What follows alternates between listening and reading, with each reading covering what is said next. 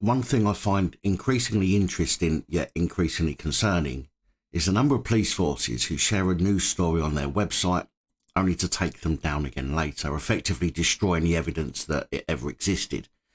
And if it wasn't for other outlets, then the public would be none the wiser as to the crimes committed by the police. For example, this week, former Leeds police constable 59-year-old David Crossley is in court facing allegations that he sexually abused two girls when they were aged between 9 and 13, the offences for which were reported to police in 2020. I did a report on this guy on the 5th of May 2022 when news broke that he had been charged. I took the information for that report from a West Yorkshire Police press release posted on their website. Now, when I check a report, I always search my previous videos, all 2,500 plus of them, for mention of the name in case they've been reported on before for a different reason, or if I've spoke about them in any other way before, for example, being named in a trial as a witness, for example. But when I go back to check David Crossley in the press release from West Yorkshire Police, it's gone. In fact, it tells me access denied rather than simple 404 error.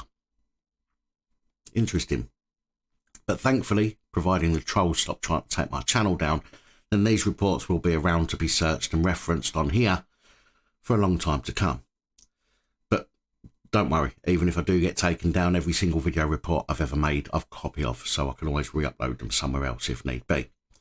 Anyway, back to David Crossley, former West Midlands police constable, and his allegedly perverted behaviour, although he has since retired from the force. Surprise, surprise. He was a police constable at the time of the offences when they were reported and was charged with indecent assault, inciting a child to engage in sexual activity, sexual touching, and engaging in sexual activity in the presence of a child. Well, finally, appearing in court for trial, Crossley appeared at Leeds Crown Court this week, where the jury were told that the two victims did not know one another, but both reported similar incidents of abuse by Crossley. Camille Morland, prosecuting, said that these two complainants have no connection between them at all, other than that the defendant has offended in a similar way. The females have never met, never communicated, and yet they give accounts of similar behaviour of events towards them. The events took place when the girls were of a similar age, although they took place at different times in different decades.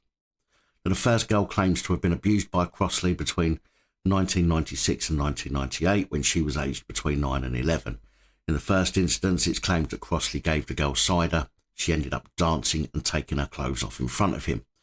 Only after he was arrested for that incident did the second victim come forward, reporting that Crossley had taken naked photographs of her on multiple occasions during the time that the girl was aged between 10 and 13. Crossley denies the charges, of course, including indecent assault and inciting a child to engage in sexual activity. In fact, he told the court this week that he was shocked by the allegations and could not think of a reason why they would accuse him. Prosecutor Camille Morland asked Crossley as he took the dock, "Isn't the truth that you have a sexual attraction to girls aged 9, 10, 11, that they're your type?" Crossley shook his head and replied no. Crossley joined the police in 1997, meaning that some, if not most, of his alleged offending would have taken place whilst he was a police constable, including from the moment he joined. There is little more information at the moment, but of course, I will bring you more when it becomes available and when I get it.